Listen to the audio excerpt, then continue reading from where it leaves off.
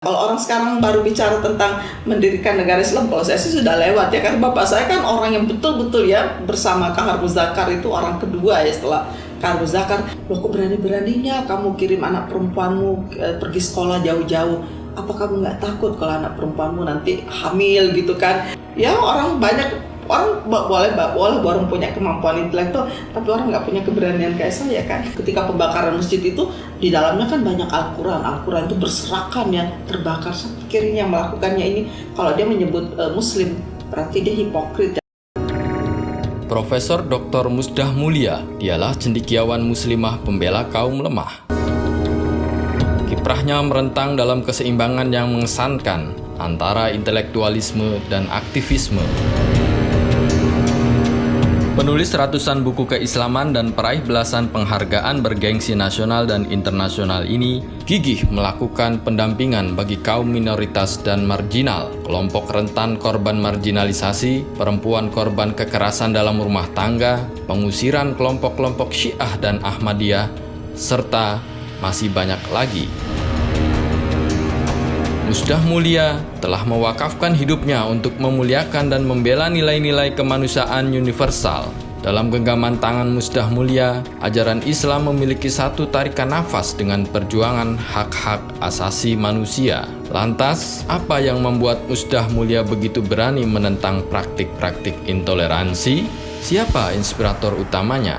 Buku apa yang mengubah secara drastis pandangannya tentang Islam? Rentetan-rentetan pertanyaan itu dijawab dengan lugas dan cerdas oleh Musdah Mulia saat tim Kerani TV berkesempatan mengungkap sisi lain kehidupannya.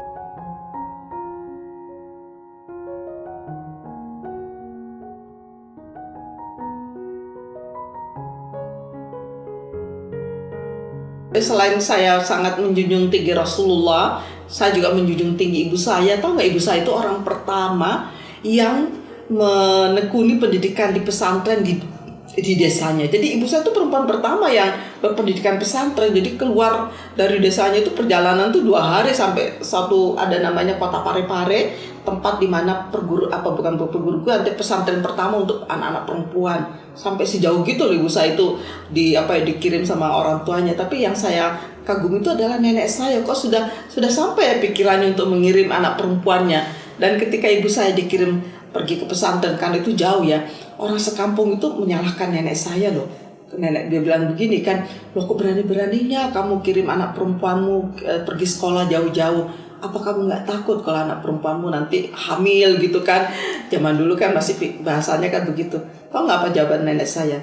Loh itu kan anak saya, kenapa kamu yang pusing? Saya itu belajar loh, jadi dari keluarga saya itu benar-benar loh, nenek saya betapa perkasa. Jadi nenek saya itu ceritanya, dia adalah janda yang suaminya itu meninggal ketika dia baru punya anak umur 2 bulan. Tapi suaminya itu kan kaya raya, jadi meninggalkan banyak harta ya. Dan nenek saya itu tidak tertarik untuk menikah lagi, jadi dia single parent sampai meninggalnya ya. Silih berganti orang datang melamar ke dia. Tahu nggak apa katanya kalau ada orang datang melamar? Sebetulnya kamu melamar saya itu kamu cinta sama saya atau cinta sama harta saya? Jadi orang itu belum apa-apa udah pergi duluan kan. Hebat nggak ini perempuan? Coba bagaimana nenek saya itu seorang perempuan yang masih sangat muda, suaminya meninggal dan dia menjadi kepala keluarga, menjadi single parent, membesarkan anak-anaknya.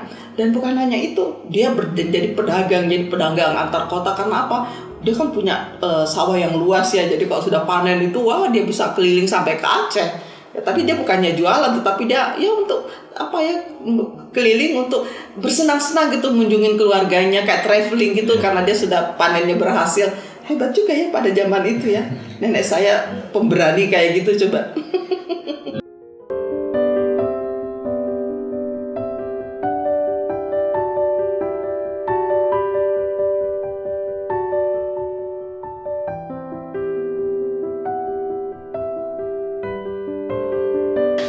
bapak saya itu orang pentolan, dia tuh orang kedua deh pokoknya di DITII ya, di Darul Islam, apa sih istilahnya tuh ya, tentara Islam Indonesia ya. Jadi NI kalau di Jawa Barat kan, negara Islam Indonesia gitu kan, tapi masih ada Indonesianya kan. Bagus juga sih. Jadi kalau yang Kahar Muzakkar itu kan yang dianggap sebagai, nah kalau orang sekarang baru bicara tentang mendirikan negara Islam, kalau saya sih sudah lewat ya, karena bapak saya kan orang yang betul-betul ya bersama Kahar Muzakkar, itu orang kedua ya setelah Kahar Muzakkar. Tapi hebatnya bapak saya nggak pernah sedikit pun ya, bukan hanya memprovokasi kami anak-anaknya, menceritakannya juga enggak gitu. Kami kan dengar beritanya, cerita tentang itu kan dari kelompok-kelompok lain, dari paman saya, dari teman-teman perjuangannya dia. Tapi bapak saya kalau ditanya, dia kayaknya merasa nggak perlu untuk menceritakan pengalaman itu. Menarik juga sih. Mungkin dia menyesal kali ya. Nggak ada kebanggaan sedikit pun gitu untuk menceritakannya kepada kami anak-anaknya. Terus kami juga kapan-kapan seringkali juga bertanya gimana waktu ini, nggak dijawab, seolah-olah dia enggan gitu berbicara tentang tentang peristiwa itu ya. Mungkin dia menyesal atau bagaimana, saya juga nggak tahu. Tapi yang pasti orang tua kami nggak pernah membicarakan itu dengan anak-anaknya.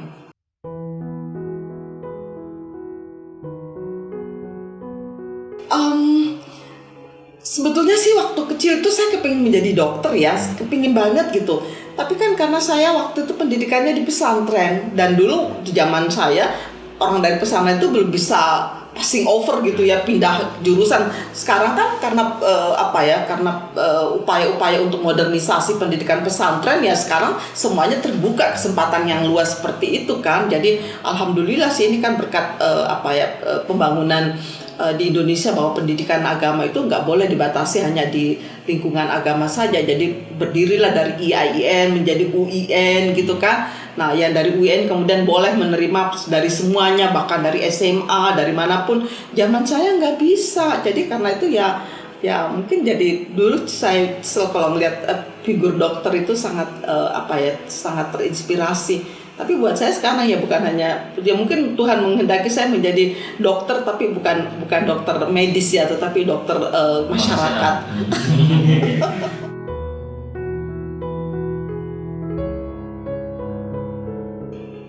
Ya saya pikir ketika saya mampu ya mendorong masyarakat untuk meyakini bahwa agamanya itu bukan hanya sekedar ritus ya, bukan hanya sekedar ritual seremonial, tetapi bagaimana agama itu seharusnya menjadi daya penggerak ya, pendorong untuk menjadi lebih manusiawi. Karena sepenuhnya ajaran agama ini adalah mengantarkan kita untuk menjadi orang yang betul-betul manusiawi, lebih manusiawi, agar supaya kita betul-betul memikirkan tentang kemaslahatannya. Jadi bagi saya agama itu adalah sebuah upaya untuk memaslahatkan manusia.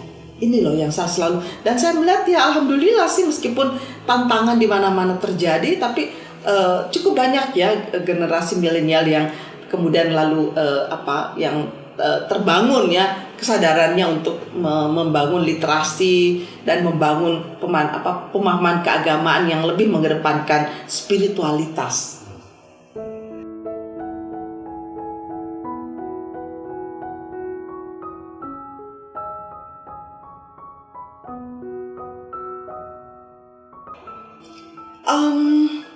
Saya kepingin menjadi diri saya kembali. Jadi saya nggak kepingin menjadi diri orang lain, karena saya merasakan betapa besar ya nikmat Tuhan ya dalam kehidupan saya ya, dan betapa indahnya. Saya tidak pernah mengalami hal-hal yang menurut saya tidak bisa selesaikan. Ya itu loh, saya selalu mengatakan, saya kok nggak pernah ya menghadapi persoalan yang nggak bisa saya selesaikan. Selalu ada solusi di balik masalah. Tetapi juga karena saya nggak pernah melihat itu sebagai masalah besar ya. Setiap cobaan yang datang ya, setiap manusia pastilah mendapatkan cobaan. Bagi saya ya itu adalah ujian kecil aja ya. Jadi saya selalu menganggap itu kecil, jadi nggak pernah terasa berat ya di pundak saya. Alhamdulillah, jadi saya selalu merasa easy going gitu dalam menghadapi segala sesuatu. Kalau saya sih, yang namanya, kan saya tadi mengatakan bahwa kebahagiaan itu adalah beraktivitas kan. Bahagia itu kan terletak pada kerja. Memangnya ada nyaman-nyamannya kalau kita tinggal diem aja. Pertama-tama pegel linu dulu lah ya. Kalau kita diem aja itu loh. Jadi buat saya gerak, dinamika ya, aktivitas itu adalah bagian dari, ya itulah gunanya kita jadi manusia. Karena kalau kita nggak melakukan upaya-upaya yang produktif, yang berguna bagi sesama. Nggak ada gunanya kita jadi manusia, mending jadi batu, kira-kira kayak gitu ya. Karena itu sudah satu paket dalam kehidupan. Karena itu kalau kamu diberikan kehidupan lalu kamu menyia-nyiakan kehidupan itu, ya buat saya sayang aja gitu. Karena itu ya kebahagiaan itu terletak pada kerja, pada aktivitas yang membahagiakan sesama. Ya banyak orang boleh orang punya kemampuan intelektual, tapi orang nggak punya keberanian kayak saya kan. Karena saya benar-benar nggak punya rasa takut. Karena saya pikir, kok saya nggak takut sih? Saya kadang-kadang mempertanyakan diri saya sendiri. Tapi mungkin karena ya itu tadi, saya begitu yakin bahwa saya punya pelindung yang luar biasa, ya Allah Subhanahu Wa Taala. Suami saya kadang-kadang aja bingung lihat saya, ya nggak?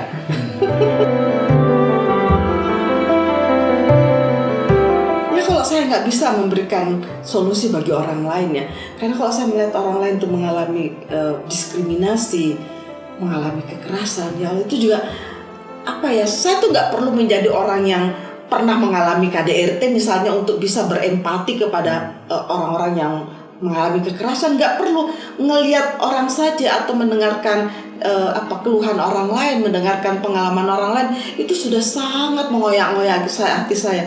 Karena itu orang kan bingung aja, kok Bu Musa kok kok begitu intens ya? Padahal Bu Musa kan bukan korban kekerasan.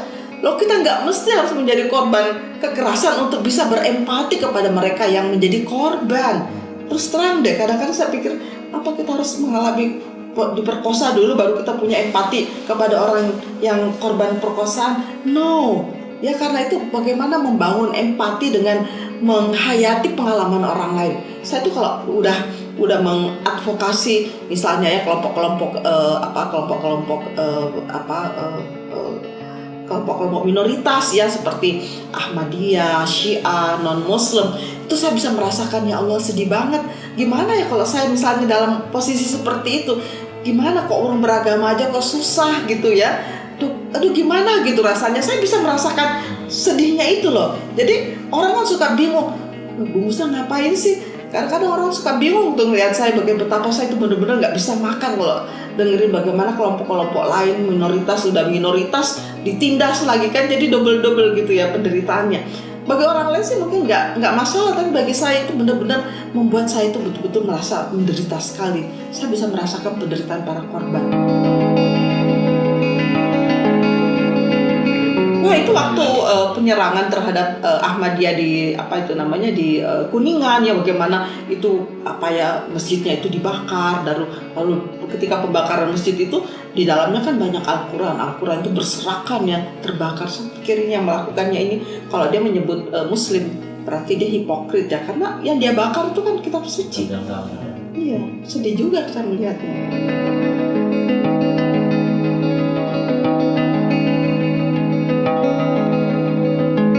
Saya paling senang dengan pekerjaan mengajar ya, karena dengan mengajar itu sebenarnya saya belajar. Jadi ketika saya mengajar itu kan saya harus mengisi diri saya dulu ya dengan sejumlah pengetahuan, karena itu mengajar itu sebetulnya bagi saya itu adalah bagaimana saya mengaktualisasikan apa yang saya pahami. Jadi kalau orang itu betul-betul mengajar dengan benar, sebetulnya dia sedang mendalami kembali, menghayati kembali pengetahuan yang sedang dia geluti. Jadi dengan mengajar itu sebenarnya ilmu kita semakin bertambah. Karena buat saya itu saya sangat berbahagia sekali kalau saya bisa berbagi ya ilmu kepada orang lain. Karena buat saya ilmu itulah yang paling berharga untuk dibagi. Kalau kita membagi harta ya, mungkin harta itu kan bisa hilang, bisa dicuri, tapi ilmu itu kan nggak bisa dicuri.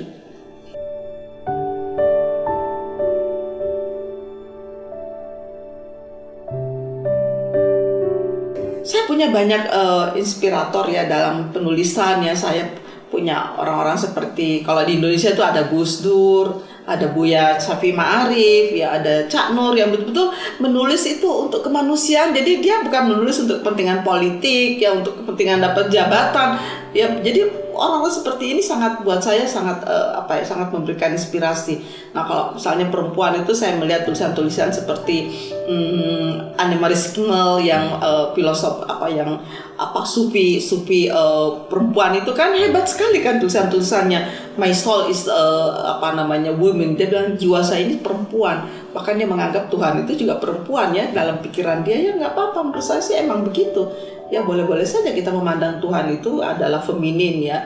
Karena menurut saya Tuhan itu lebih feminin daripada sikap-sikap maskulin. Jadi buat saya ya terserah bagaimana kita memahami Tuhan kan.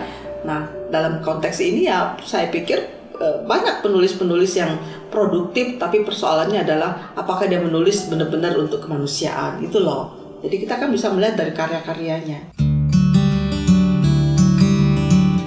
Sebetulnya ada buku kecilnya Pak Profesor Harun Nasution ya tentang Islam ditinjau dari berbagai aspeknya. Nah kan dari situ kan kemudian kita melihat ternyata Islam itu perspektifnya tuh luas gitu. Orang kalau melihat Islam itu hanya dari perspektif fikih, ya taunya kan cuma halal haram.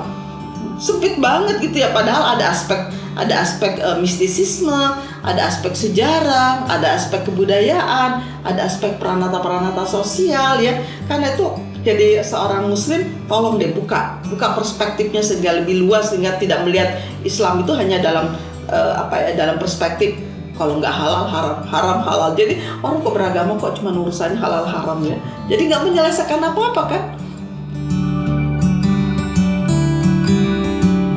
Mungkin matahari itu bagus ya.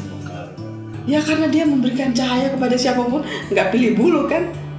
Matahari itu kan nggak beda-bedain apa kamu siapa gitu, nggak ada urusan. Yang penting ya dia mengeluarkan aja cahayanya kepada siapapun, kepada semua makhluk. Dia nggak peduli itu siapapun, nggak milih-milih kasih ya nggak. Ini saya paling benci kemunafikan, hipokrisi.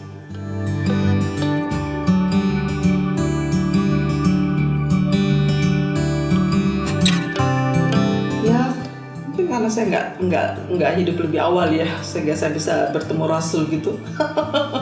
Kalau saya hidup bersama Rasul kan banyak saya bisa kritik, kenapa mesti begini ya Rasul, kenapa mesti begitu kan. Jadi kan mungkin ya beda zaman ya, jadi banyak hal yang saya ingin pertanyakan gitu ya kepada Rasul, sehingga kalau saya bisa berada satu generasi sama dia kan saya bisa jadi sahabat dia kan.